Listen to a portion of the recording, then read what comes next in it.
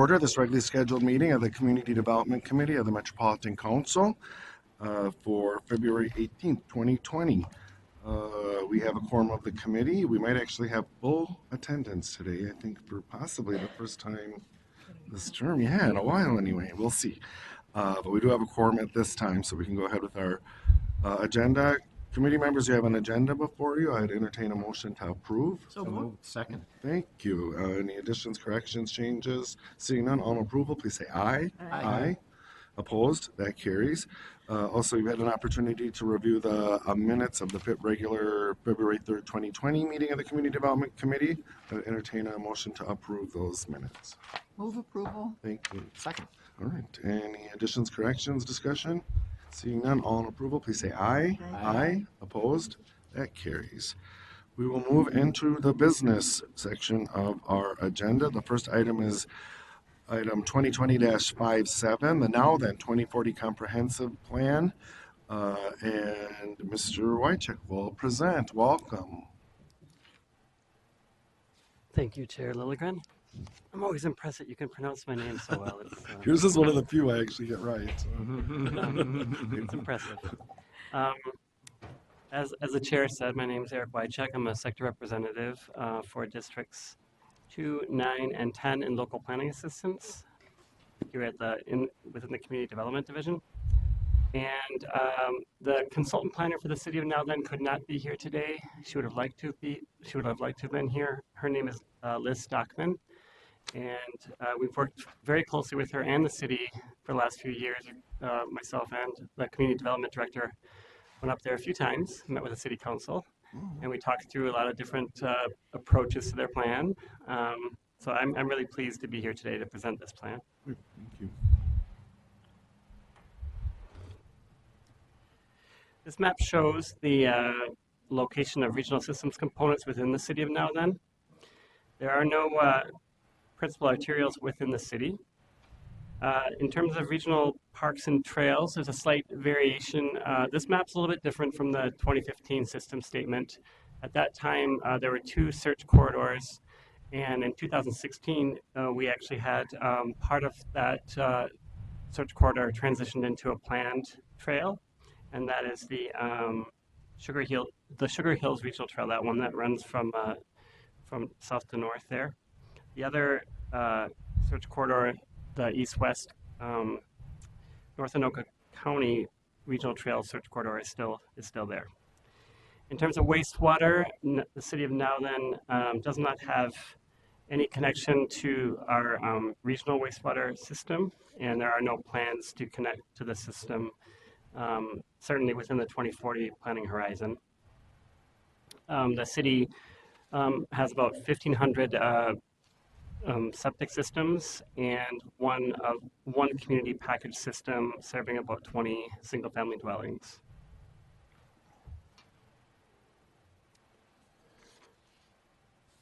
The Thrive MSP 2040 designates the city as rural residential and a portion of the eastern section of the city as diversified rural in the system statement. Now Then is located within the northwestern portion of Anoka County. It's surrounded by St. Francis to the north, Oak Grove to the east, the city of Ramsey, Elk River, and Livonia Township. And you'll see here that there's a revised community designation for the City of Now Then. The entire city will be revised to rural residential. And if you have questions on this community designation change, you'll find a lot of information, helpful information in the background section of the report. I'm quite happy to ask questions about this, but this revised community designation really came about through state law that was subsequently adopted by the city. In terms of forecasted growth, Table 1, also within your staff report, shows that between 2020 and 2040, the council forecasts that the city will grow by 910 people, representing 500 households. There will be an increase of 180 jobs in the city at that same time. The city's existing land use map refers to Figure 3 in the staff report. The existing land uses in Nowthen are predominantly agricultural and undeveloped land at nearly 50%, with the second largest use being residential, comprising most of the rest of the land within the city.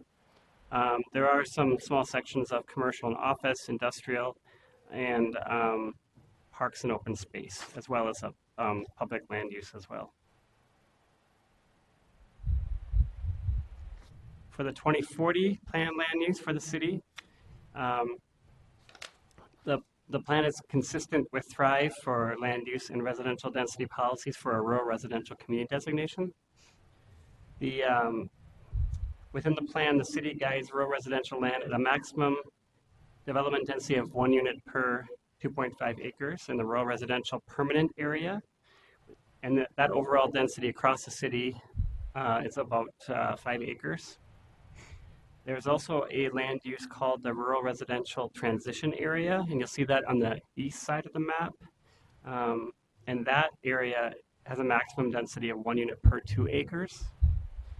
Now, because of that higher density in that area, the plan incorporates the council's flexible development guidelines, and that's referenced in the land use section and included in Appendix B of the plan. And the flexible development guidelines preserve natural resources and preserve open space, especially within this rural residential transition and the agricultural area of the city.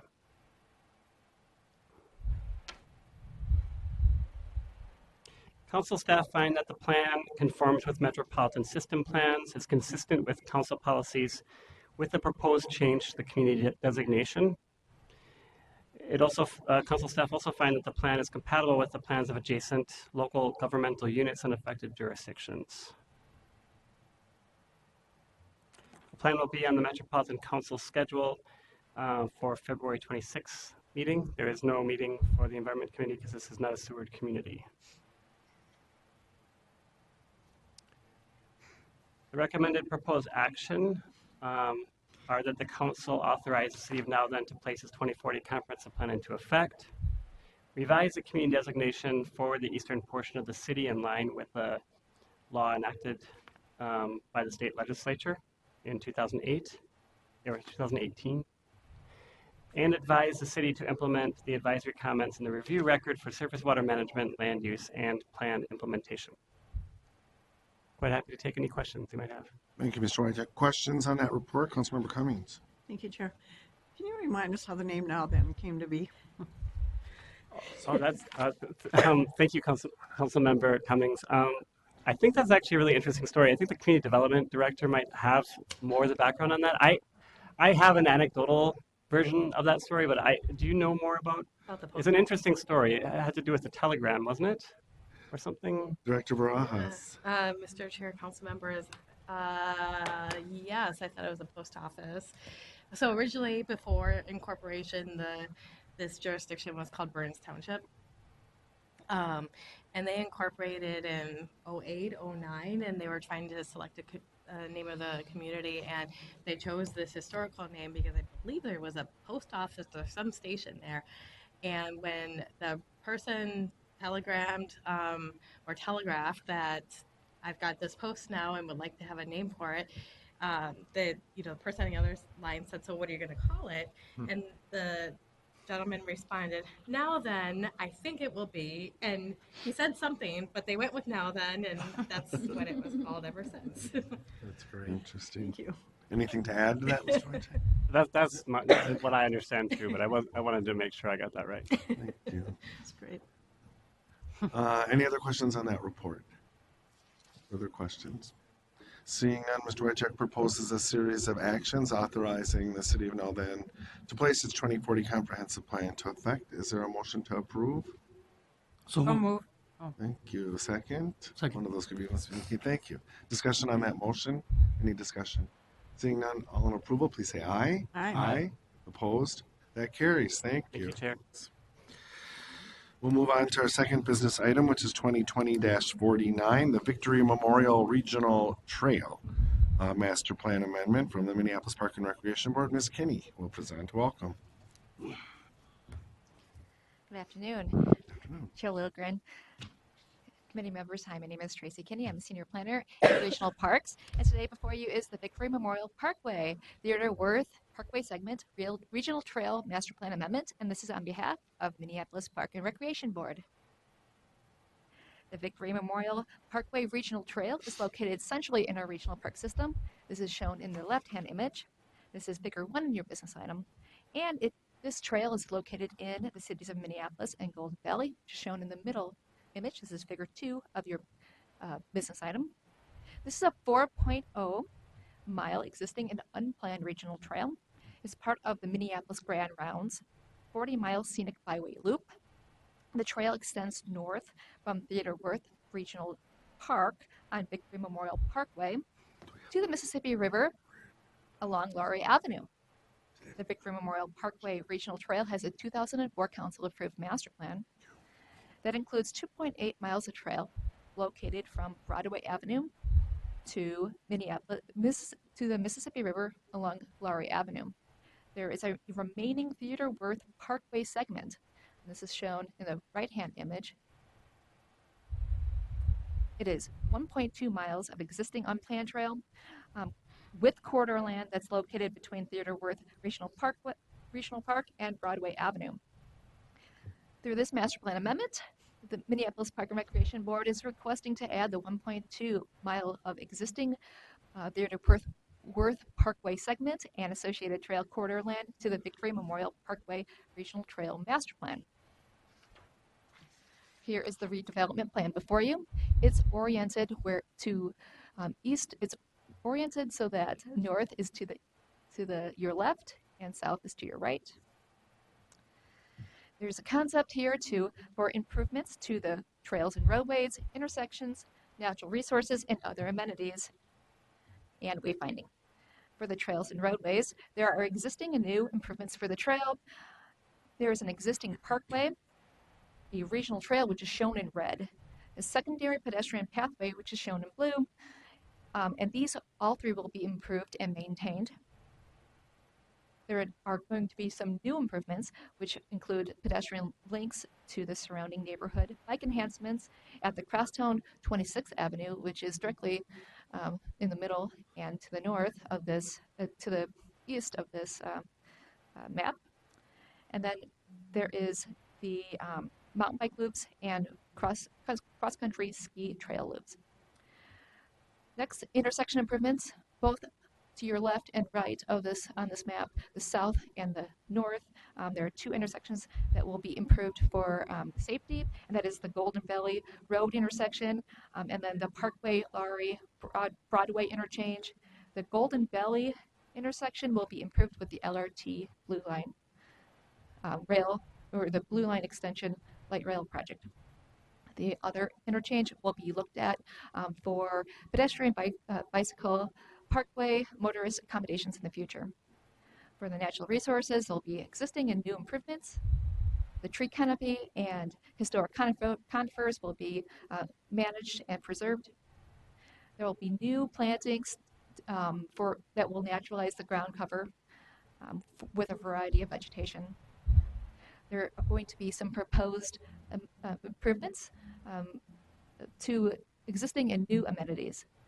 The existing parking lot at 26th Avenue North will be improved and maintained, and there will be a new open-air shelter at the foot of the sledding hill for winter and summer use. And finally, wayfinding.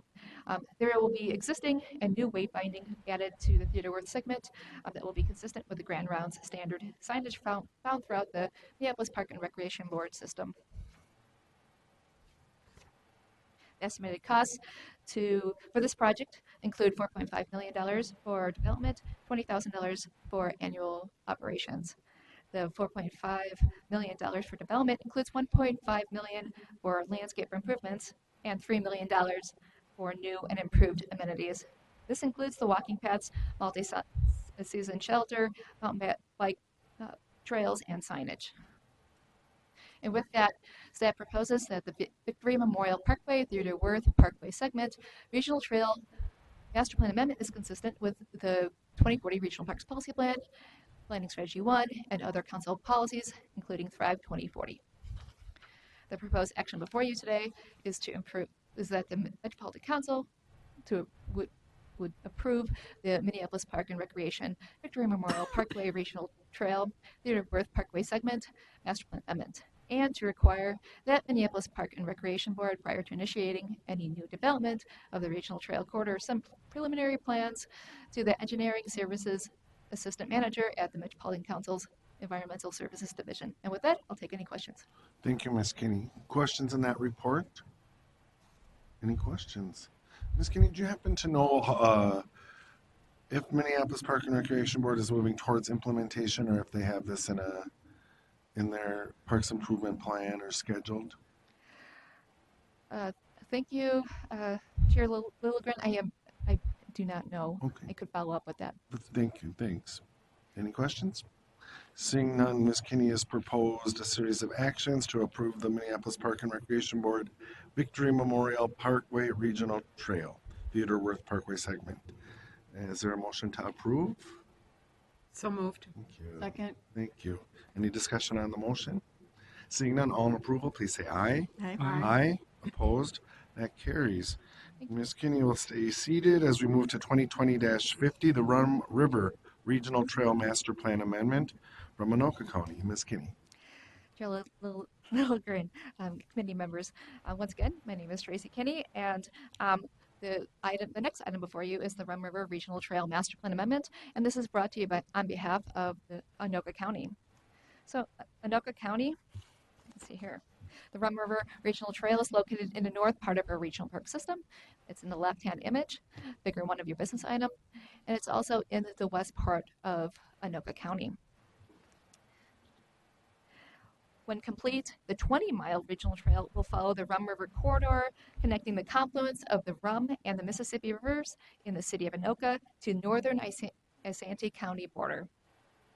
The trail connects the cities of Anoka and Andover, Ramsey, Oak Grove, and St. Francis to the Rum River Central Regional Park, Lake George Regional Park. 3 regional trails, including Sugar Hills Regional Trail and 3 regional search corridors. The regional trail has a 2013 council-approved master plan. And Anoka County is requesting a master plan amendment for 2 changes to a portion of trail located in the city of St. Francis.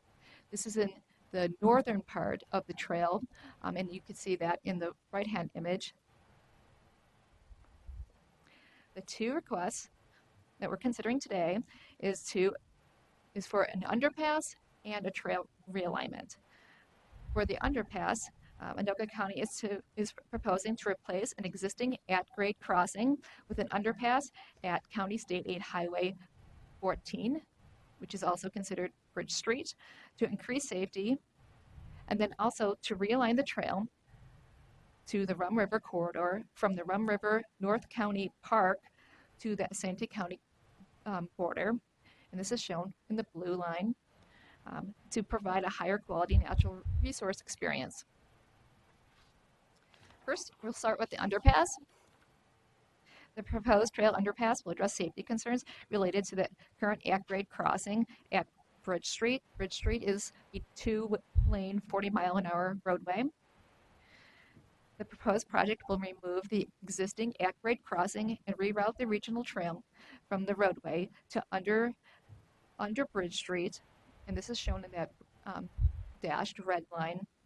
Once under the bridge, the trail will connect the existing regional trail within the Rum River North County Park, and that's the north part of that trail. The remaining trail leading up to Bridge Street will continue, and it will connect to the northwest Sugar Hills Regional Trail, which is in the brown thin line going from east to west. No acquisitions for this project are requested because the county owns the land, and then with the council approval of this request, the underpass is scheduled to be completed in the next 3 to 5 years. But this, of course, is depending on funding. Next, the trail realignment. So as you can see, the existing trail alignment is shown in dashed red, and the proposed alignment is shown in blue. It has 2 segments and an alternative. The first segment see if it'll work. Popped up right here in your the white circle. This is an existing 0.2 mile, 8-foot wide separated city trail. This trail will be widened to 10 feet within the existing road right-of-way, requiring no acquisitions. The remaining trail, this goes all the way to the Sandy County border. This is the second segment. It is a proposed 3-mile, 10-foot wide trail, and it would be adjacent to the Rum River with 2 proposed scenic overlooks and some rest stops. And then this segment will be located 75 to 100 feet away from the river to prevent visual and bluff impacts.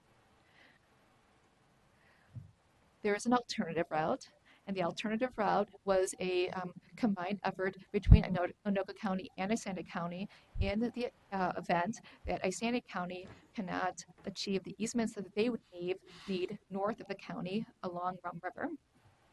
So this would be a 10-mile wide trail that orients the trail away from the river to the east and then connects up to Burden Street to exit the county, then to the north. This trail would be a separated trail until it hits the development to the east, and then the trail will turn into an on-street bike route until it hits Verdon Street again. This trail condition was negotiated with those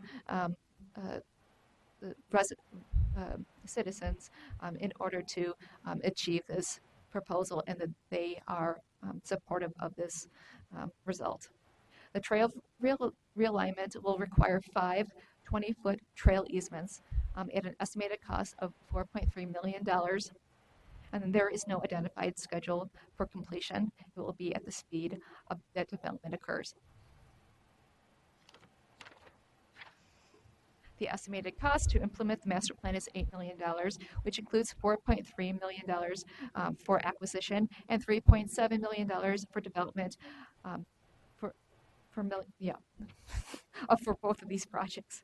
The annual maintenance is $20,000. So there's a total of $8 million to implement this. And with that, staff finds that the Rum River Regional Trail Master Plan Amendment is consistent with the requirements in the 2040 Regional Parks Policy Plan, Planning Strategy 1, and other council policies, particularly 2040 Thrive 2040. And the proposed action before you is that the Metropolitan Council approve the Anoka County Rum River Regional Trail Master Plan Amendment, and then to advise the county to consider the additional suggestions regarding placement and design of the trail contained at the end of this report. And I should note that the Metropolitan Parks and Open Space Commission did approve this item and the previous item unanimously at their February 6th meeting. And with that, I'll take any questions. Thank you, Ms. Kinney. Questions on that report? Any questions? Seeing none, Ms. Kinney has proposed 2 actions to approve the Anoka County's Rum River Regional Trail Master Plan Amendment and advise the county to consider the additional suggestions. Is there a motion to approve? I'll make that motion. Thank you. A second? Second. Thank you, Councilmember. Any discussion on the motion? Seeing none, all in approval, please say aye. Aye. Aye.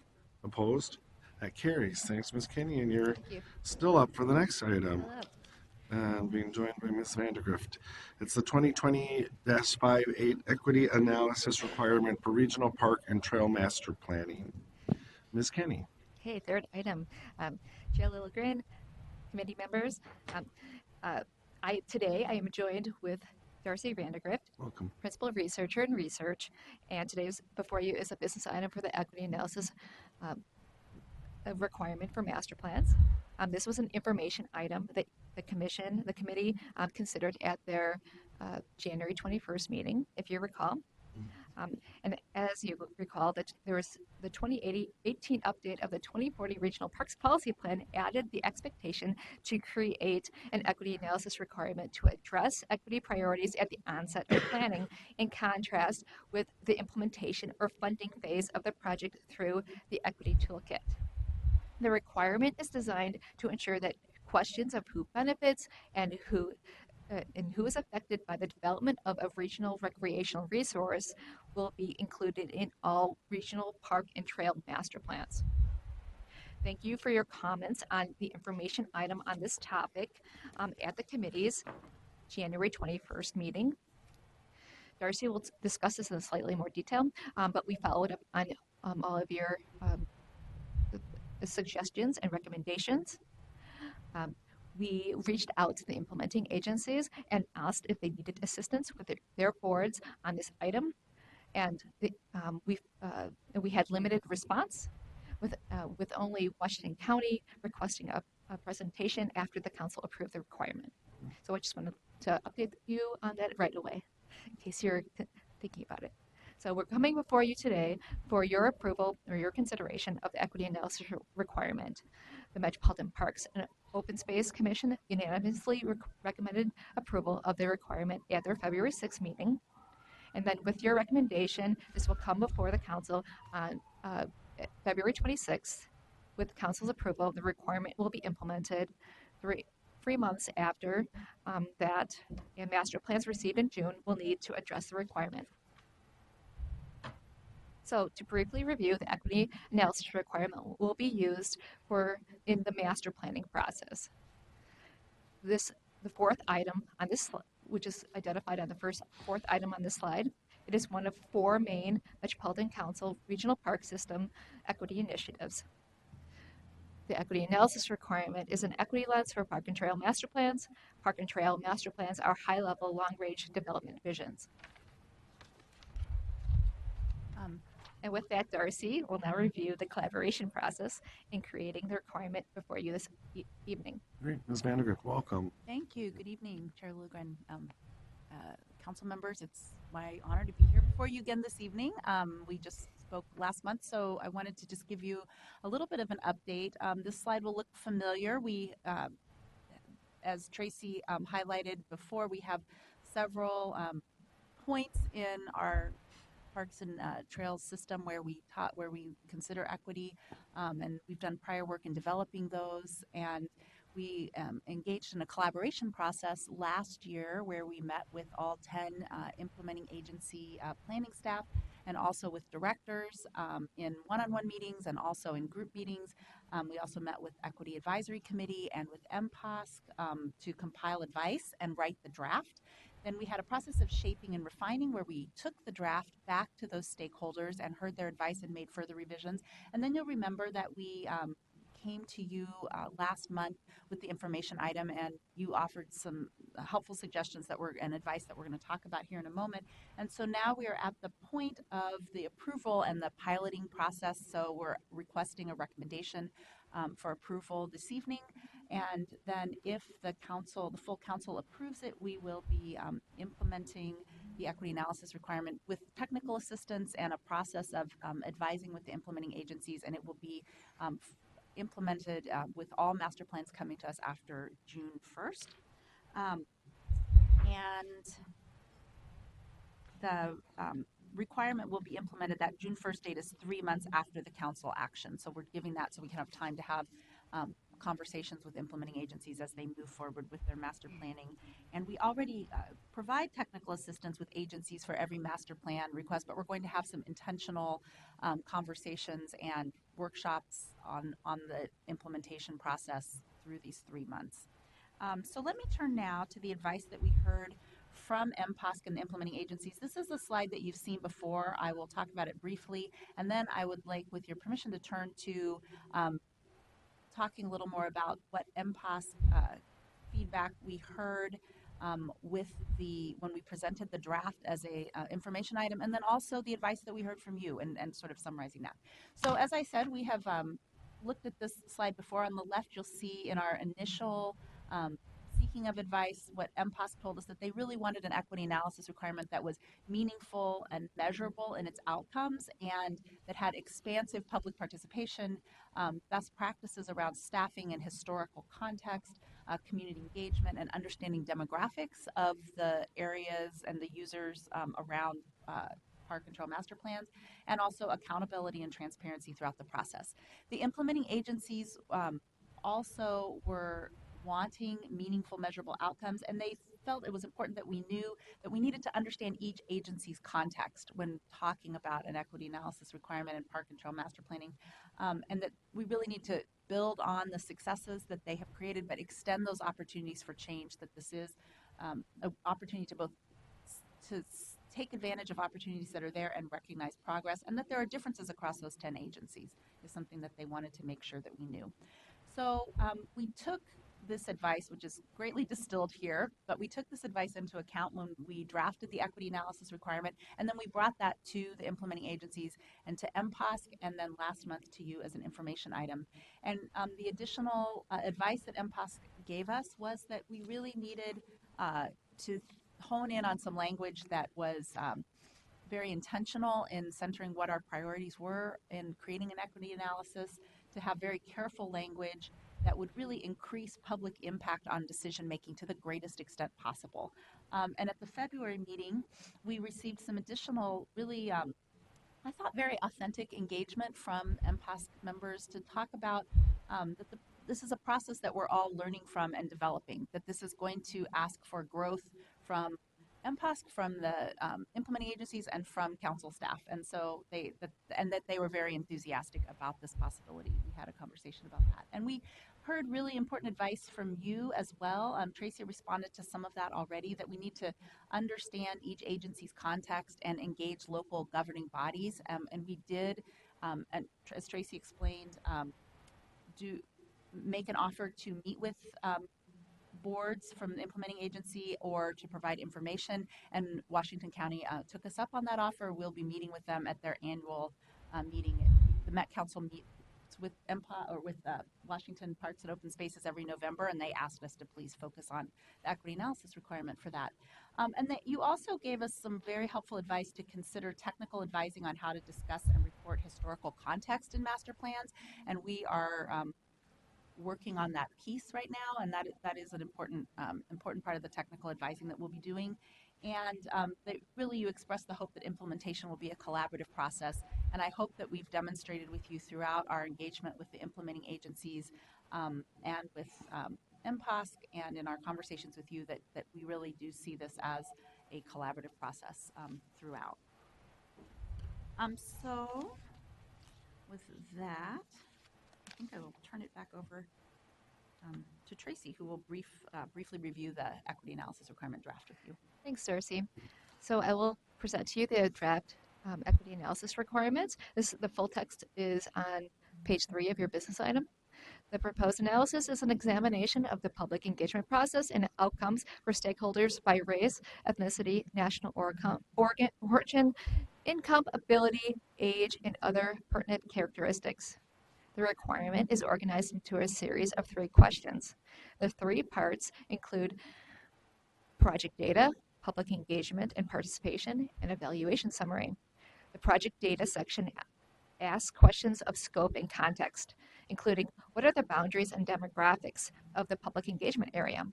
What is known about future stakeholders, underserved populations, and how the region's history created present-day inequitable outcomes?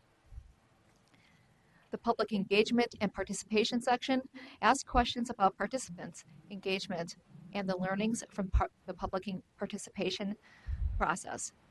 Questions for this section include which stakeholders contributed to the planning effort, what engagement, outreach, and communication was conducted for stakeholders, and what did you learn from the engagement process.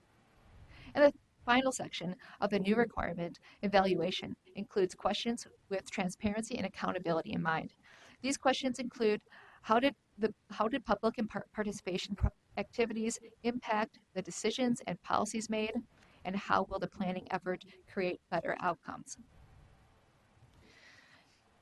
And with that, the proposed action before you is that the Metropolitan Council approve the equity analysis requirement for park and trail master plans as contained in this report with an effective date of June 1st, 2020.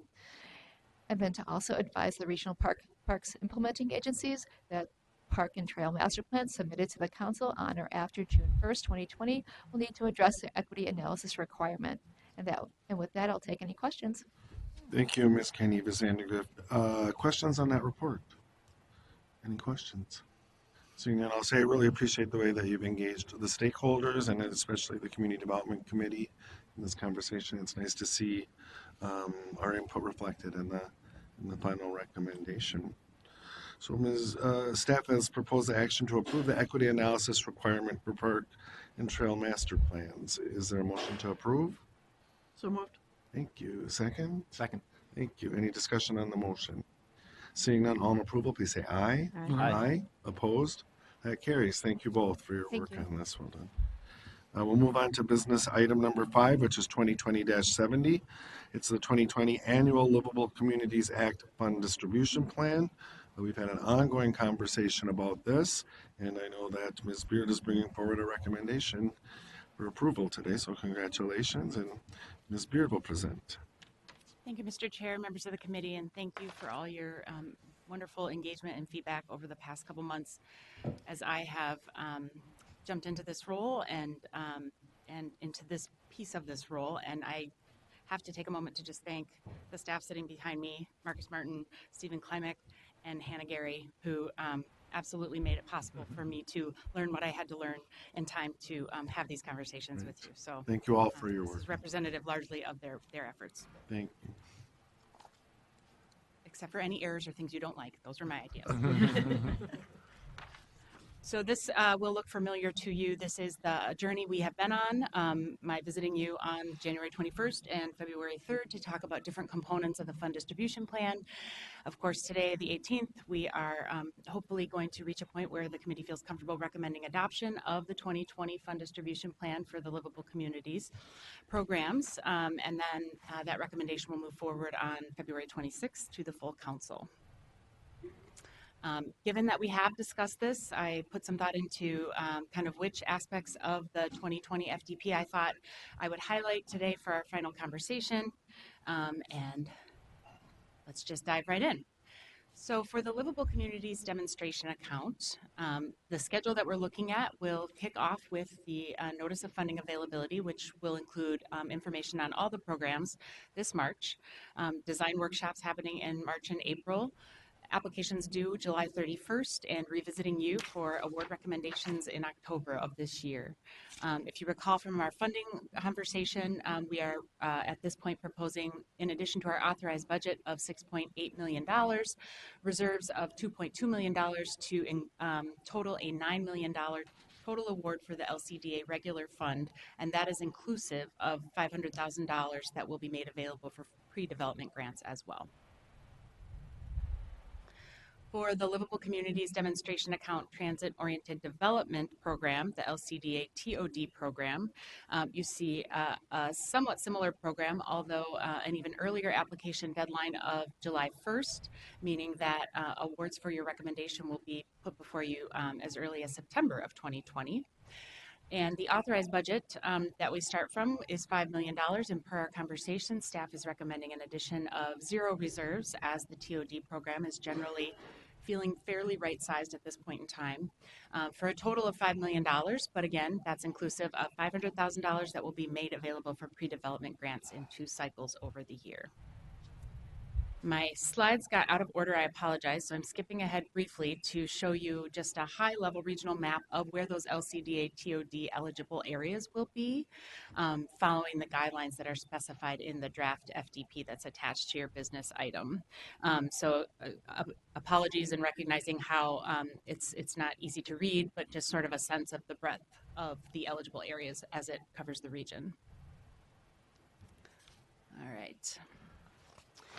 So beyond the funding allotments and the schedules, some of the scoring criteria changes that we talked about in January for the LCDA and the LCDA TOD programs, including eliminating the housing performance scores from the funding criteria, diving a little deeper into the context of additional private investment being catalyzed by the development project, and looking at what that looks like and evaluating kind of the potential for displacement. Adding social and community connections to the livability criteria in addition to connecting, for example, jobs and housing or amenities and transportation.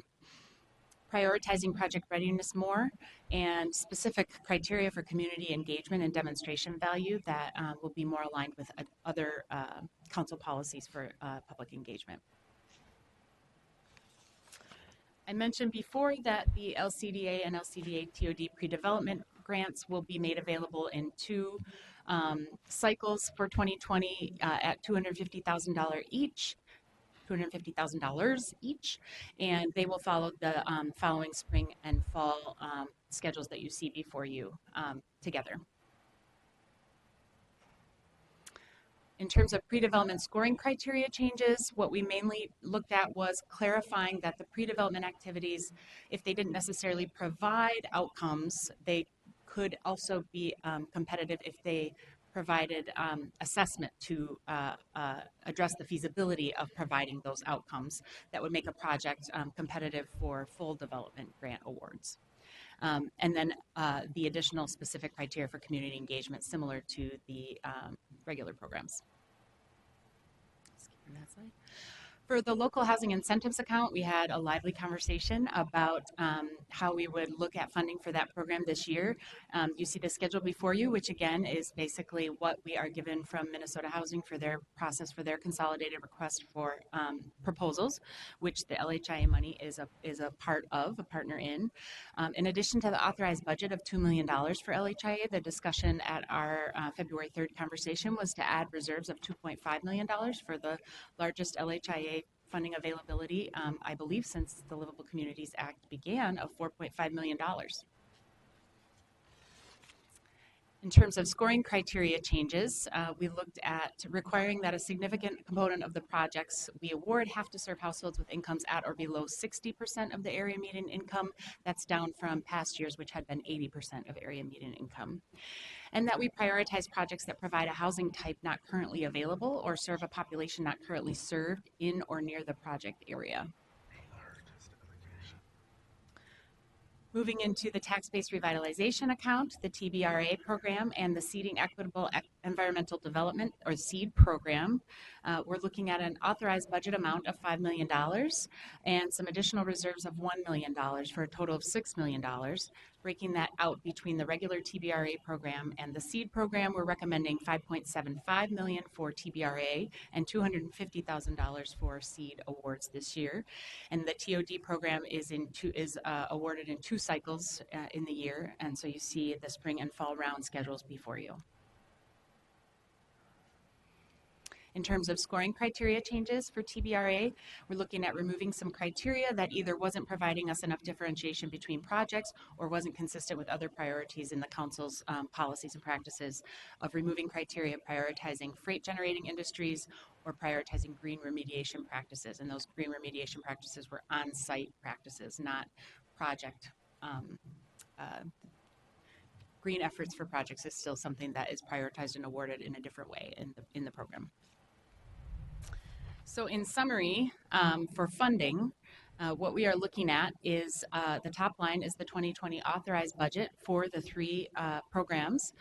And just keeping in mind that LCDA and LCDA TOD are both LCDA programs, so this is a combined total in this column here for LCDA. But in addition to the authorized budget, there are available restricted reserves that are specific to each account. I've noted the programming of restricted reserves that would be used to meet the funding recommendations that are in the 2020 FDP draft you have today. There are, and then the remaining restricted reserves that would result. And then you see the available unrestricted reserves that can be used in any of the accounts, and the allocation of those into the LHIA program, which didn't have any restricted reserves, and then the resulting remaining unrestricted reserves left as well for your additional review. So with that summary table and a summary of the scoring criteria and the schedule for 2020, staff is recommending that the committee approve the 2020 annual Livability Communities Fund Distribution Plan. Thank you, Ms. Beard. Questions or discussion on that report? Councilmember Lindstrom. I guess thank you for the report. I'm curious about the green remediation and why would we not prioritize that? It seems like something we would want to prioritize. Is that a barrier for people, or what's happening there? Ms. Beard. Thank you, Mr. Chair. Councilmember Lindstrom, I didn't do a great job of explaining that, and so I'll take a second attempt at that. And if you have deeper questions, they're probably best answered by Marcus Martin. But the green remediation practices we were looking at are like specific practices on site during the actual remediation, like ways that the project would use on site practices, for example, you know, silt barriers for exactly how I'm already probably not doing the best job ever. So, you know, the TBRI program is for cleanup, investigation, or remediation. It is inherently green, but the practices used on site sometimes can have an influence on green remediation. My understanding is that we simply weren't seeing any kind of differentiation in applications of the use of some of these fairly minor practices on site that made a difference in how the project was implemented. Thank you. Apologies to explains it. Marcus. Yeah, I no. can't see his face behind me, but it's probably cringing. No, he's giving us a thumbs up. A thumbs up. You got a thumbs up for Mr. Martin, so good job. Further discussion on that report, Councilmember Lee. Thank you, Mr. Chair. Ms. Beard, how will our the past applicants, whether they got a grant or not, how will they be notified of this of these changes, and or should we just email this PowerPoint to our constituent officials? Or thanks. Ms. Beard. Mr. Chair, Councilmember Lee, could I ask a clarifying question? Yeah. How folks will be aware of the final FDP for 2020 when it's completed? Mhm. Mr. Chair, Councilmember Lee, generally the fund distribution plan it's certainly a public document, and we will put it up on the website the day after it is hopefully approved by the full council. But generally that has served as the more kind of internal policy direction piece. The application guide and the applications themselves contain even more detailed information, and that has been traditionally what we send out to developers and cities to notify them of this year's round. We do have a comprehensive list over the years of contacts, and of course all participating cities will be notified when the FDP is final, and then when the applications are public and final as well. Okay, thanks. Thank you. And building on Councilmember Lee's question, Ms. Beard, or perhaps Director Barajas, I think one of the big pieces is the historic high allocation for LHIA. And so I'm just wondering if we have a way of communicating that. I think that's exercising good leadership within the region, that we're more than doubling our usual contribution. And so Ms. Beard or Director Barajas, is there a way, are we planning to communicate that? And yeah, please. I would say, Mr. Chair, council members, we work very closely with our communications department and often put out press releases as part of the notice of funding availability. And certainly this would be something notable that we would both include at the early in the process for the notice, as well as later this year when the council actually makes recommendations for those awards. Great, thank you. Thank you. Mr. Chair, if I could add, staff were at the Minnesota Housing Kickoff for their consolidated request for proposals last week, and we sort of hinted that we were excited and hopeful for a pretty large LHIA contribution as well. So we've sort of set the stage for the folks that are deep in the weeds of the super RFP as well to know that the LHIA contribution to the RFP will be greater than usual. Thank you. Further discussion on this report? Further discussion? Seeing none, again, I just want to thank you, Ms. Beard, and your team as well for your work on this and for really engaging this committee in this work. It was a very satisfying process, at least for me.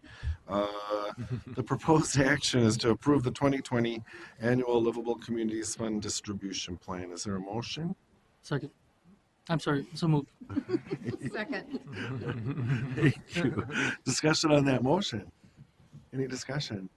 Seeing none, all in approval, please say aye. Aye. Opposed? That carries. Congratulations. The final business item before us is 2020-71. It's the Metro HRA homework starts with home funding application approval. And Ms. Smith will present. Welcome. Thank you. Good afternoon, Mr. Chair and members of the committee. For the record, my name is Terry Smith. I'm the director of the council's HRA. And this first one is kind of a fun one to bring to you because I'm hoping we can bring in some more money to serve more families. But my request today is asking for your approval to submit a Homework Starts with Home application. Little bit of background, Minnesota Housing is offering $3.5 million in housing trust funds for a Homework Starts with Home program. This is only the second year they've offered these funds, so it's sort of a new opportunity for us. But the program is focused on addressing student homelessness, and so it promotes collaborative efforts between housing agencies, government agencies, and school districts to assist students and their families experiencing homelessness with success in all areas of their lives.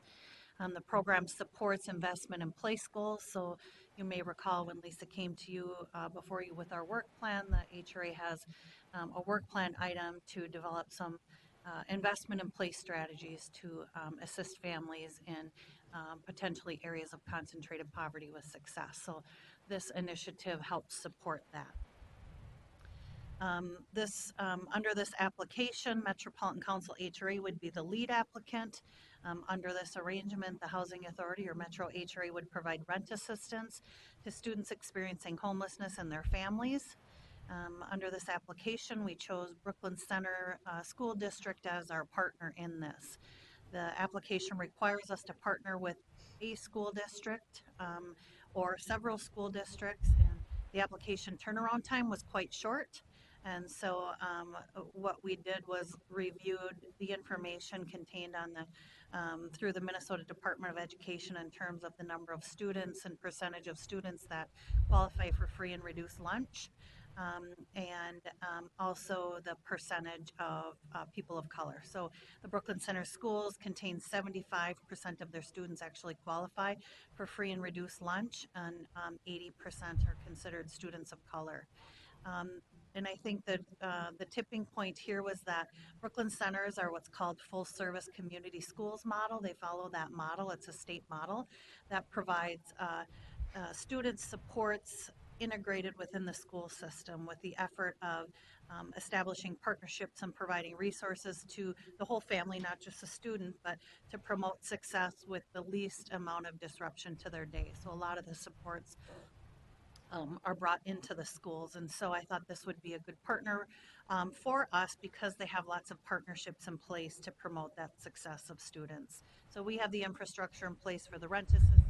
The school district has the infrastructure in place to provide the supports for success. So that's how that partner was chosen. And I anticipate if this is a successful model and Minnesota Housing continues to offer funding, I anticipate in the future we could expand, to other schools. But this is a competitive application process.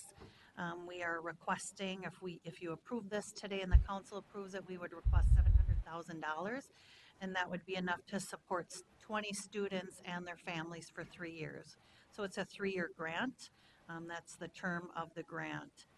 At the end of the 2-year term, we would propose then that any families that continue to have a need for rent assistance could then be transitioned to the Housing Choice Voucher Program so they could keep rent assistance and remain stabilized.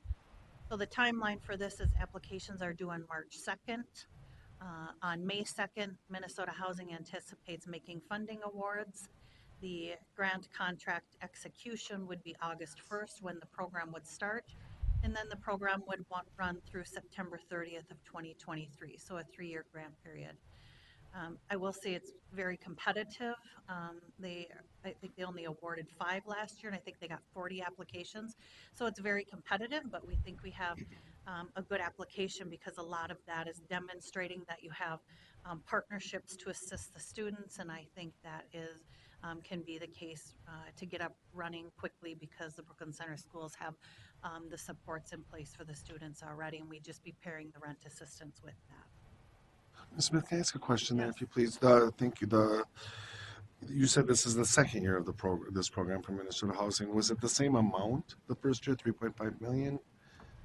Mr. Chair, it's a good question, and I can't remember, but I can get back to you. Okay, thank you. Thanks. We did not apply last year. Sure. I'm assuming it was fully subscribed. Yes. Yeah, thank over. you. Thank you. Councilmember Vento. Thank you, Mr. Chair.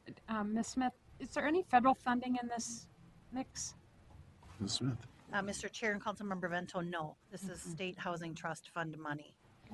But one of my dreams over the last couple of years has been to establish a partnership with some of the school districts within the region to help students experiencing homelessness, and that our federal flexibility doesn't allow that at this time. And so the timing of this, I think, is good because it gives us an opportunity we may not otherwise have. Yeah, Councilmember. Mr. Chair, Ms. Smith, I think this is another one of those opportunities for us to work with our congressional delegation. 30 plus years ago, 33 years ago, when this legislation was, when the Federal Homeless Act was enacted, I know for a fact that the House author, big focal point for him had to do with students. And having been a junior high science teacher in South Minneapolis, he wanted very much to make sure that there was stability for the students and their families as it related to school. And he recognized from that classroom experience that it was hard enough on kids and their families to be going through the uncertainty of homelessness, but then to add to that, having to move schools and deal with all of those challenges really made it difficult. So I think that we have a great opportunity to help the Housing Finance Agency and the school districts in a partnership to get more federal attention for this. Several years ago, I had the opportunity to meet the one and only staff person in the U.S. Department of Education who works on homelessness. It amazed me that there was one staff person in the U.S. Department of Education dealing with homeless students and their educations. I was stunned. And my guess is it's not going to get any better unless we can really draw attention to it. So I just hope that we can kind of help lead that effort. Thank you. Further Councilmember Lee and then Councilmember Chambliss. Thank you, Mr. Chair. Ms. Smith, I have one question and then one comment. My question is, are these just high school students or are we talking about college age students too? And that ties into my comment. 2 weeks ago, Representative Rick Hansen invited me to a town hall in South St. Paul. And there was a professor from Inver Grove Heights there, Inver Grove Hills Community College. And she talked about the issue of housing insecurity and food insecurity for some of the students that come to her class. And I forgot her stats, but it was something like 2/3 or close to half of the students that go there are homeless or experience housing insecurity. They're couch surfing. It's a really heartbreaking number. And so if you could clarify, would post-secondary students qualify as well? Ms. Smith. Mr. Chair, Councilmember Lee, this program is targeted to children age K through 12th grade. Okay. So up through 12th grade. Okay, thanks. Thank you. Further discussion, Councilmember Chambliss. Thank you. I'm really glad that Council is looking at so many ways to support the homeless community. And we're being very innovative, and I think we have a good shot, I hope, at getting our application approved. And hopefully we can communicate this amongst the other efforts that we've done in the council to support families and those that are experiencing homelessness and unsheltered. The more that they know that we're doing, the more other organizations and agencies can replicate, seek to apply, and we can all work together and partner on this issue of homelessness, which is great. Thank you, Councilmember Lindstrom. Well, thank you, Mr. Chair. This is a great program indeed. I'm familiar with the efforts taking place in Ramsey County on this program, and so if there's an opportunity in the future, say, hopefully they'll have funds available next year or the year after to continue this. Would encourage you to connect with the Suburban Ramsey County Family Collaborative that's heavily involved in homework starts at home in Ramsey County. And Brooklyn Center looks like a great school district, a perfect partner. We're asking for $700,000. There's 3.5 available. So we're asking for about whatever the math is there, a quarter of the money that, right. 20% or so that's available. Hopefully, if they come back and say, hey, gosh, we'd love to give you $500,000, and we then could assist 16 students or 15 students. Are we in a position to say yes to something like that? Ms. Smith? Mr. Chair, Councilmember Lindstrom, yes, absolutely. We'll take what we can get. We arrived at the 20 number in partnership with the school district, just thinking that's what we maybe have capacity to serve in this initial period. We'll take what we can get. Thank you. Yep. Councilmember Vento. Mr. Chair, Ms. Smith, would it be possible to have nonprofit partners? Ms. Smith? Chair Lilligren and Councilmember Vento, absolutely. Thanks. Councilmember Chambliss? Oh, yeah, I just had a question. You mentioned if we have the capacity or if that is a factor. If we had more capacity, could we help more people, or what is needed to remedy that?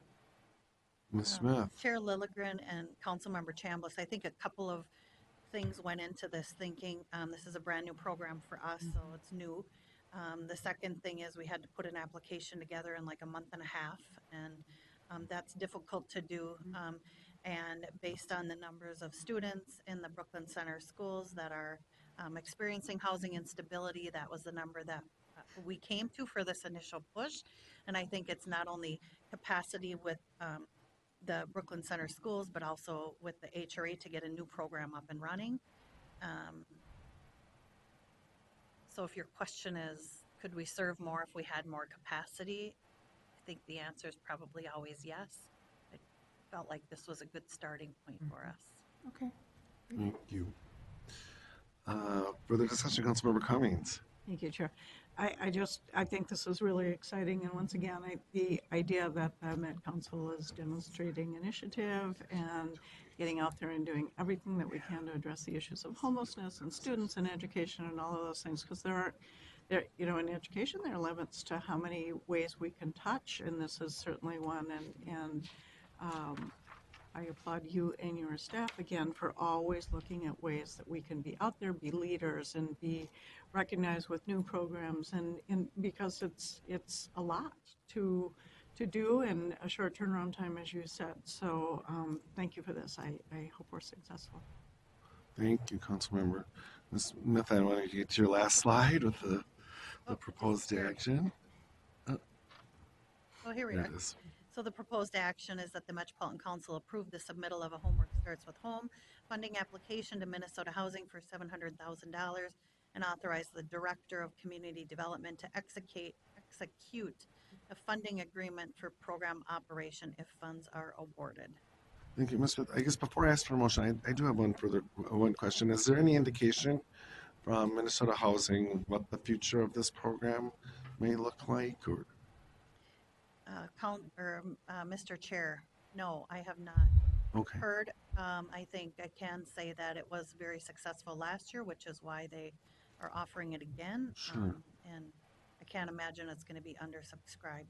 no, that was my point, acknowledging the great need. It would be nice to see this program grow and expand. Okay, cool. We have a proposed action before us. Is there a motion to approve? Motion to approve? Second. All right. Any discussion on the motion? Seeing none, all in approval, please say aye. Aye. Opposed? That carries. And Terry, congratulations, kudos to you and your team for putting this application together so quickly. Thank you. That concludes our business agenda, council members, committee members. We move into our information agenda. We have one item. It's the Metro HRA Programs Overview, and you're up again, Ms. Smith. Yeah, so thank you, Mr. Chair. So I'm bringing this item. I've had a few questions over the last few months from council members about different vouchers that the Metro HRA has and some of the qualifications and criteria. So I thought this would be a good information item to share with you all of the programs that we have. We tend to talk about the Section 8 Housing Choice Voucher Program, but there are lots of other ones that we operate, just to kind of give you some background on that. So a little history lesson to start. The HRA was created as part of the council, and this is repeat, so you may recall this, but by the Minnesota legislature in 1974. It was at that time that Section 8 of the U.S. Housing Act became law, and that law allowed public agencies to pay private landlords on behalf of low-income families. So we were specifically created to administer the Section 8 program. At that time, we had 550 vouchers when we started back in 1974. Today, we are serving almost 7,200 program participants with rent assistance through 9 different programs. The map at the right you've seen before, but that is the general service area for the council's HRA, where we administer the voucher program. We do expand our service area for some of the special programs that I'll talk about today, and I'll indicate in which ones we have an expanded service area, but we're serving about 100 communities, a few less than that. We distribute $60 million in rent assistance payments to about 1,800 private landlords. And our budget for this year, just for the voucher program, is $62 million in rent payments to private landlords within the region. As I indicated, the council's HRA operates 9 different programs, the largest one being the Housing Choice Voucher Program.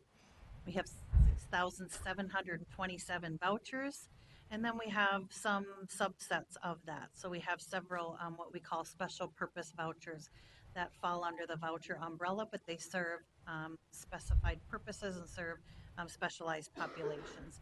And then we have a number of other federal and state programs, and I'll briefly talk about each of these today.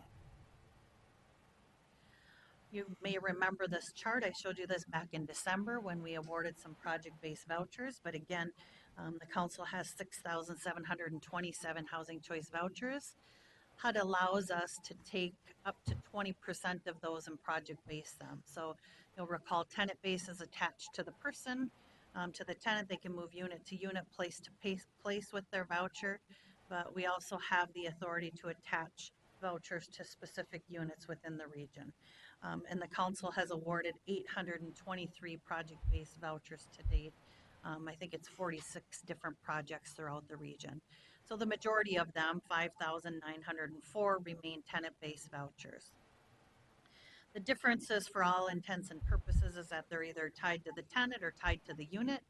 But under both programs, and actually all the programs I'm going to talk about today, tenants pay about 30% of their income towards rent. I think another big difference between the tenant-based program and the project-based program is with the tenant-based program, tenants are charged with finding a rental unit, renting from a private landlord, and that can be difficult in this market. Applicants come from the tenant-based side, they come from the Metro HRA Section 8 waiting list. So according to date and time, they come up to the top of the list. As people go off the program, another family can come on the program. And on the project-based side, locational choice is somewhat limited because a tenant is only offered the unit that becomes available at a given time. On the project-based voucher side, you may recall that units, if they're general occupancy, so serving general populations, the applicants on the waiting list have opportunity to apply for those. If there are units that serve specialized populations such as homeless or disabled, we then get direct referrals from either service providers or through the county coordinated entry systems to fill those units. So back to special purpose vouchers. As I indicated, we have about 6,700 vouchers, but some are considered special purpose. So these are vouchers that are awarded by HUD for special purposes to serve specific populations. So although HUD has not offered any general housing choice vouchers for many, many years, in fact, since I've been here in 20 years, there have been no new vouchers awarded. There are only these special allocations or a few other, circumstances where you can grow your program size. But they have offered these special purpose vouchers under special funding notices. So the vouchers are awarded to assist families with specified categories. The rules of special purpose vouchers are generally the same as the umbrella voucher program in that families pay 30% of their income towards rent. They can be project-based or tenant-based. And the Metro HRA has 555 of these special purpose vouchers today. The first one I'll talk about is the Veterans Affairs Supportive Housing Program. The council's HRA has 157 of these vouchers that we call them BASH vouchers. They serve veterans experiencing homelessness, and the program operates in partnership with the federal VA. So the Department of Veterans Affairs, they provide referral and they provide support services for the veterans, and the Housing Authority provides the shelter in terms of rent assistance. The majority of these are tenant-based, so they're connected to the veteran, and that's 137 of them. But we did attach 20 of these project-based vouchers to a Fort Snelling site that's operated by Comm and Bond. It's been a very successful model. The veterans have on-site services there, and that has been a successful model. Funds for the BASH program are generally offered each year. Since 2012, our program has grown a little bit each year since 2012. So Congress has placed a priority on providing these additional resources for housing our homeless veterans. And then Congress appropriates money for this program, then HUD and the VA work together to determine where in the country there is need, so where are the highest numbers of homeless veterans, and then they send us a letter and say, hey, Metro HRA, would you like some more Veterans Affairs vouchers? We say, sure. We submit an application, which is one page, and we've gotten more vouchers. So we've been fortunate to grow this program each year since 2012. The second special purpose voucher I will talk about is Mainstream, and you will all be familiar with this one because we've been talking about this one for the last several months. This is a program where HUD has awarded and offered funding for these vouchers in 2018 and 2019, but prior to that had been many, many years. So this is another pot of money where Congress has prioritized this population, and these vouchers serve non-elderly people, so between the age of 18 and 61, people who are experiencing homelessness and must have a disability, somebody in the household. And then they are prioritized for people who are homeless, at risk of homelessness, or transitioning out of institutions or another segregated setting, and another category is at risk of institutionalization. Their competitive application process, so council submitted an application in 2018 and we were awarded 89 vouchers, you will recall, and then we submitted another one in 2019 and we were awarded 67 additional vouchers, so that's a total of 156, excuse me.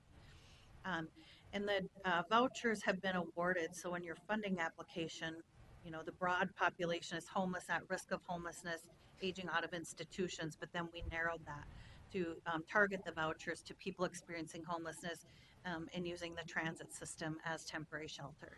And so our first 89 were awarded to serve specifically that population in partnership with the Metro Transit Homeless Action Team.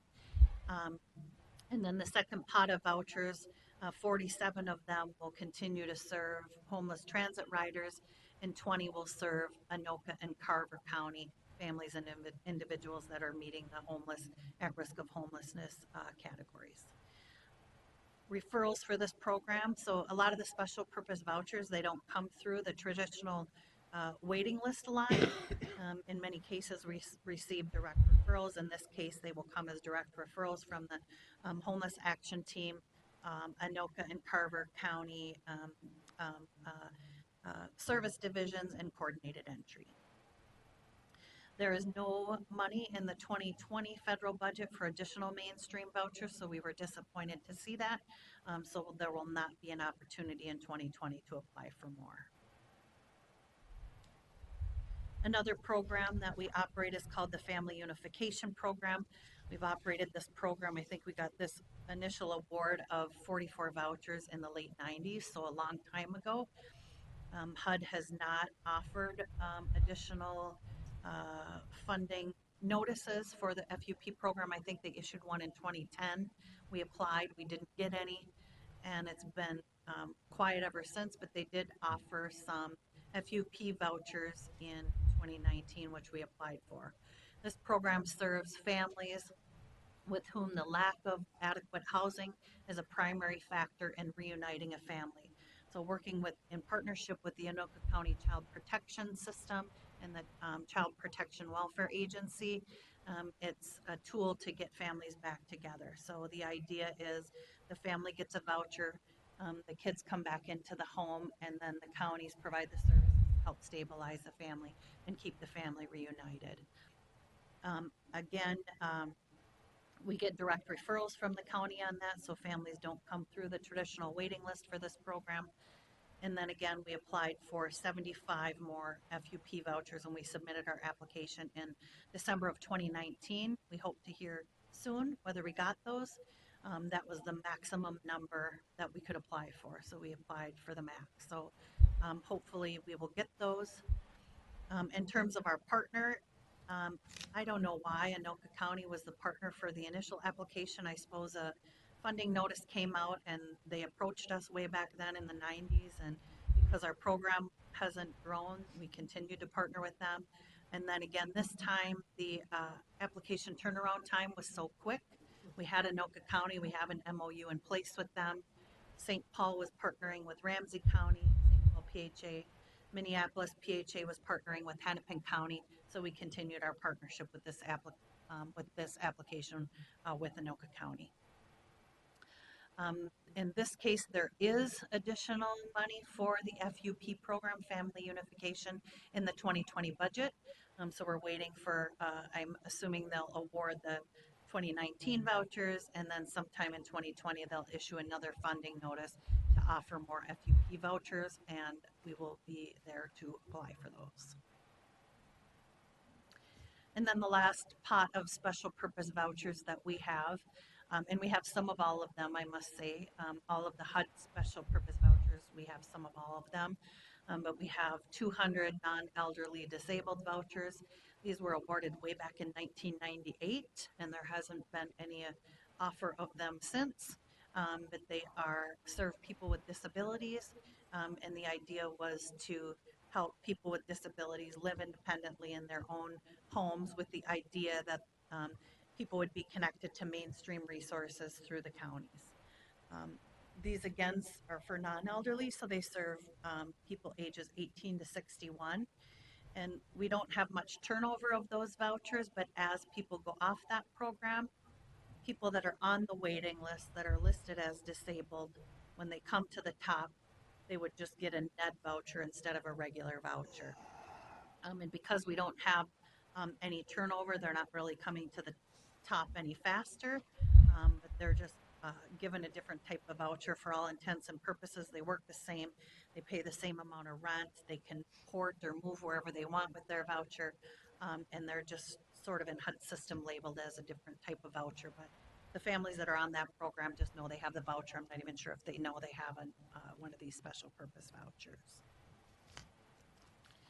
Another federal program that we operate that does not fall under the Housing Choice Voucher umbrella is called Housing Opportunities for People with AIDS. We've operated this program for many years, I think since 1996, and the numbers have stayed relatively flat for this program as well. We have 65 individuals / families on this program, and it does as the title says, but it provides federal rent assistance for people that are living with HIV. So they're HIV positive, don't necessarily have AIDS, but are HIV positive. We operate this in partnership with Justice Health, which used to be the Minnesota AIDS Project. They provide referral and support services for the individuals, and then the Housing Authority provides rent assistance. This program, as people go off the program, we receive new referrals from Justice Health. And this program is unique in that we operate it in all 7 counties, so the 7-county metro area. And the reason we do that is because no other housing authority has a HOPA program. When these special funding sources come out, some housing authorities say, it's too much, administrative burden to do all these, we call them boutique type programs, and so they don't have it, so we serve all 7 counties. So we're doing this in St. Paul, Minneapolis, and other areas of the region as well. Ms. Smith, before we go into the state-funded programs, can I please ask a question just about the difference between the the special purpose vouchers, the non-elderly disabled vouchers, the 200 that were awarded in 1998, and the mainstream vouchers that we also that assist non-elderly people with disabilities. So the difference is the homeless component. So I'm answering my own question here. So the program, those are our qualifications that we put on to the mainstream voucher program. Is that correct? So Chair Lilligren, back when the NED vouchers, non-elderly disabled, were awarded back in '98, they had the non-elderly component, they had the disabled component, they did not have the homeless Okay. component. And actually, those were awarded, I didn't want to confuse this, as mainstream vouchers, and then they changed the name to NED. Okay. The new ones, HUD's criteria is non-elderly, disabled, Okay. and one of the homeless criteria. Okay. So Thank that's you. a new requirement of these mainstream Great. vouchers. Thank you. That's helpful. Thanks. Any other questions before we move into the state-funded programs? Yeah, Councilmember Cummings. Thank you, Chair. How do we compare, or is it possible to kind of figure out how do they distribute the vouchers and who they decide to give the additional ones to? Do we compare, and I know that we're sort of unique because we're the Metro HRA, but around the country, do we get our fair share, I guess, in how do they decide how they're going to distribute equitably? Ms. Smith? Chair Lilligren, and Councilmember Cummings, I think most recently, they look at collaborative partnerships with nonprofit agencies, with other governmental agencies, with partners to provide service to families. So it used to be back in the day with the NED vouchers. Oh, you're disabled. Here's one of these NED vouchers. Go get yourself some services and good luck. It's different nowadays that they want you to demonstrate in your application the cooperative partnerships that you've developed. And so I think they're scored like that, but the applications are very detailed. Most recently, in terms of what are the partnerships, what services are going to be provided to the voucher holders, who are your partners, and what are they going to do? Are you leveraging other funds? So there's all these different criteria that you have to demonstrate. I think our region, we've been pretty successful with these most recent funding awards. The three big agencies, Minneapolis, St. Paul, and Minneapolis, but also Dakota County. Washington County has recently got some new vouchers. And so we've been pretty successful in our region. I think sometimes these funding applications come up and a lot of agencies don't even apply. So I don't know how we rank nationally in terms of, every time a funding award comes out, and I'm happy to share that with you. It shows agencies across the country who got, how many vouchers. And so I could do some analysis of that if that would be helpful. Yeah, it's more out of curiosity. I just want to make sure we're getting our fair share. Yeah. Thank you. Any further questions? Ms. Smith? Okay, Mr. Chair, back to state-funded programs. So we have two programs that are funded through Minnesota Housing, and it's a competitive application process every other year. And we've operated this first program, Bridges, for many, many years, since the 90s at some point. But this program has changed a little bit over the years, but the intent and the overall goal is to help serve persons with serious and persistent mental illness. And connect them with mainstream resources through the county. So we partner with Anoka, Hennepin, and Ramsey counties with this program. They provide the referral and the support services to ensure success in independent living, and then we provide the rental assistance. This particular program we operate in all of Anoka, all of Hennepin, and all of Ramsey. So we, for example, operate this program in Minneapolis and St. Paul as well, because neither of those housing authorities have a Bridges program. But we provide the rent assistance, the counties provide the services, and this one now has a priority for people experiencing homelessness. So as the counties are prioritizing referrals that they send to us, they prioritize high homeless families, and that's a shift in recent years. And we also operate what's called a Housing Trust Fund program. This is the program you may recall. We recently transitioned this from the rental assistance for Anoka County program. That was a partnership with that came from a partnership with the Anoka County Workforce Center that provided a shallow subsidy for families. That was just $400. And that was this program model since the late 90s. We found in the last 5 years or so, we've had so much turnover on the rental assistance program because $400 was not enough to stabilize families. And so they were losing their housing because they couldn't afford it, and we just couldn't keep them housed. It was always funded under the Housing Trust Fund program, which the rules now have changed, and the goal of that program is to serve people experiencing homelessness. So just with this last grant period, we transitioned that program to serve what the program was intended to serve, which is people experiencing homelessness. We're still partnering with Anoka County, but instead of giving them the $400 shallow subsidy, we changed the rent assistance formula so that families now pay 30% of their income towards rent. And we're hoping that will help the existing families be more successful. And then as we bring new families on that are experiencing homelessness, the likelihood of success increases. We had been working with our partners at Minnesota Housing for a couple of years to retool this program, and that just happened starting October 1st, so we're pretty excited about that. And this is just a side note, the Family Affordable Housing Program, you'll recall, I think about a month ago, I was here and gave an overview of this program. These are the council-owned housing units. The council owns 150 units of housing, and these operate under the project-based voucher program. So part of the 823 here are 150 units owned by the council. The remainder of those units are privately owned in all different communities, all different unit types, etc. Under that program, we own 150 units. We have a separate waiting list for that, so people that are interested in that program, we open a waiting list separately, market it. When did we open that last, Jennifer? Was it 2017? 2017, when we opened the Section 8 waiting list yeah, 2017. Okay, so we opened separately from the Section 8 list, and people can apply for different areas. So we separated the region into 4 quadrants, and people could say, I'm interested in living here, here, here, or all of them. But these are scattered sites in 3 counties, 11 cities. The program operates very smoothly. We have a private management company that does all the day-to-day management for us, fills the units, fixes the toilets, pays the bills, collects the rent, shows the units, etc. And they're single-family homes, duplexes, and townhomes, 2 to 5 bedrooms, so serving families, no single units.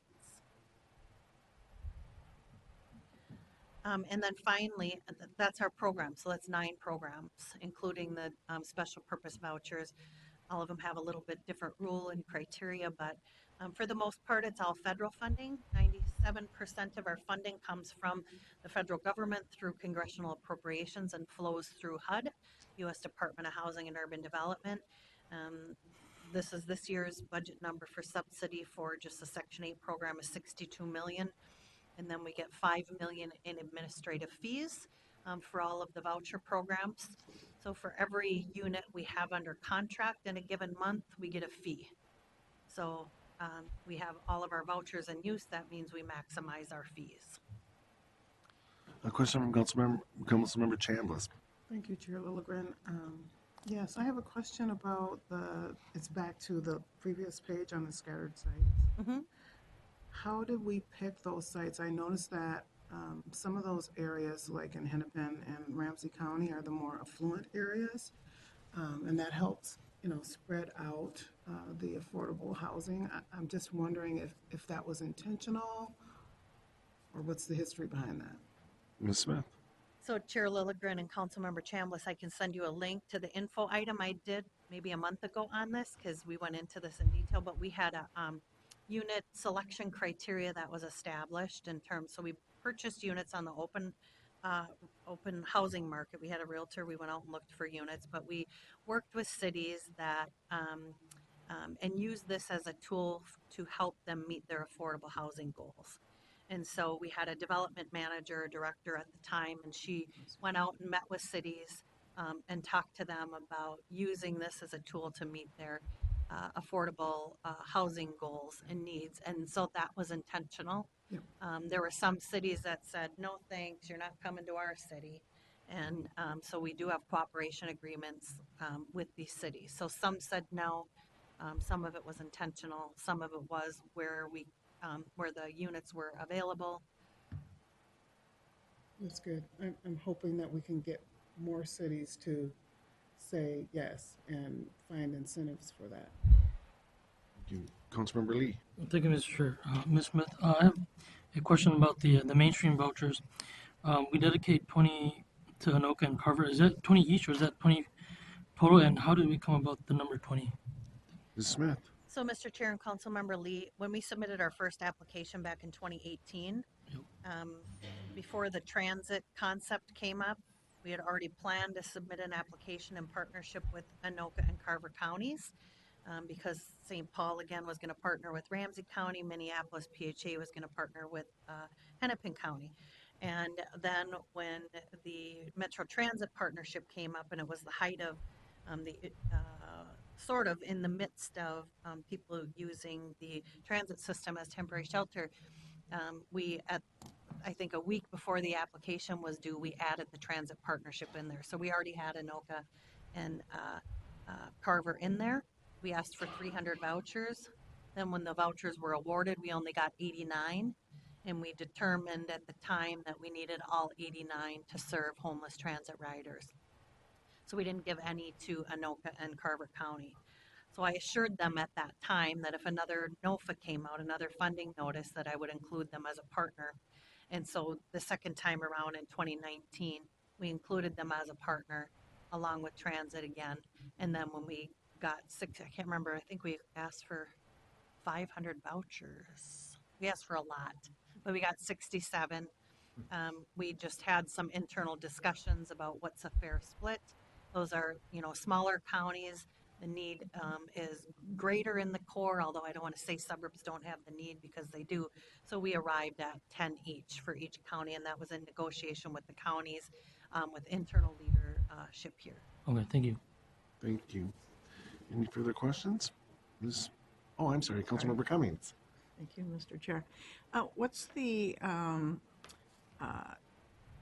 for the landlords and the project-based vouchers, what's the commitment for keeping their unit affordable? Ms. Smith. Mr. Chair and Councilmember Cummings, we typically do 20-year contracts for those. Most owners want 20-year contracts, but the regulation requires any term between 1 year and 20 years. So if an owner is new and they want to try out a 5-year contract, we would let them do that, but we typically have 20. Thank you. Thank you.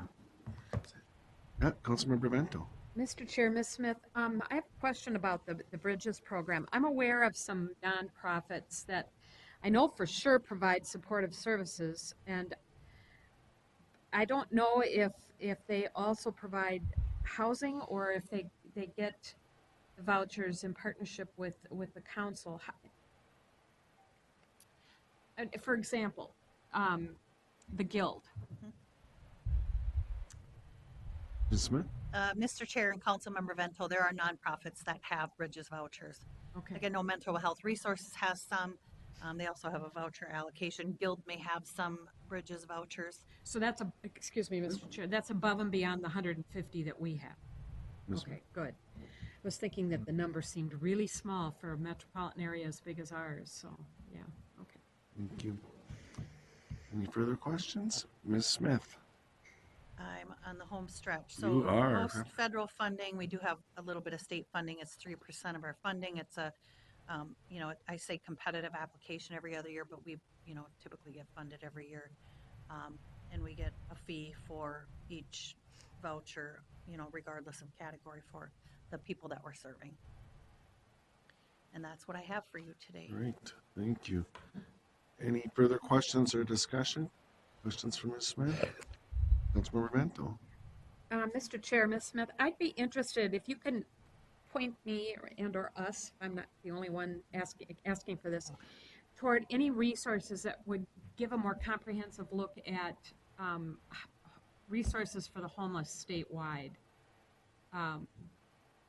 what's happening in Fairmont or Rochester, or Bemidji, or Halleck, and what are the services and resources that are available for those corners of the state. Given that it feels as though there's a huge concentration here in the metro area, is it is that driven in part by the lack of resources in other parts of the state? So, Thank you. Thanks. There was a, Mr. Councilor Chair, Lester, there's a yeah. great statewide report on that topic that came out, I think it was maybe last year or maybe the year before, but addressed some of those questions and comments. I'm sure you can zip it around to everybody.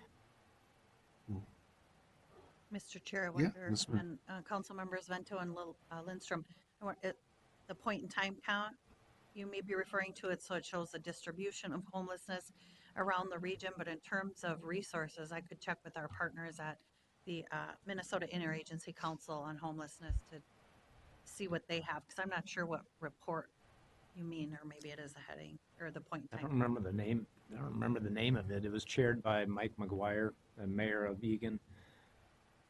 The governor's task force. Oh, sure, That one. sure. Yeah. Cool. Thank you.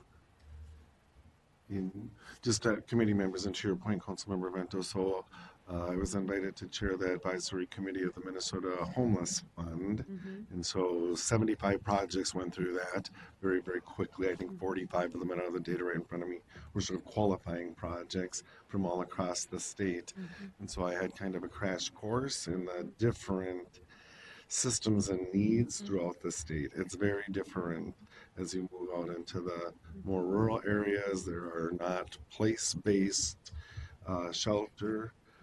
It's very scattered. It's very different system. So that as communications are being put together around the Minnesota Homeless Fund right now as well, and I think we'll learn something, or at least see sort of a statewide snapshot from that work too. Mr. Chair, the evolution of these programs and the increased emphasis on supportive services, just, I'm remarkable, and it's encouraging. Councilmember Cummings and I, most of you have already heard this, spent a few hours with a couple of the members of the HAT team at Smith, and kudos to your folks involved with the HAT team. That is just amazing. But one of the things that struck me was not only do many of the homeless need the shelter, they also need those supportive services desperately. And without the supportive services, homelessness is just tragically going to be a way of life for them. So, Thank you. kudos. Further discussion or questions for Ms. Smith? No, thanks very much for the report and for all of your work. I mean, it's just so amazing. Seeing no further business before this committee, we're adjourned.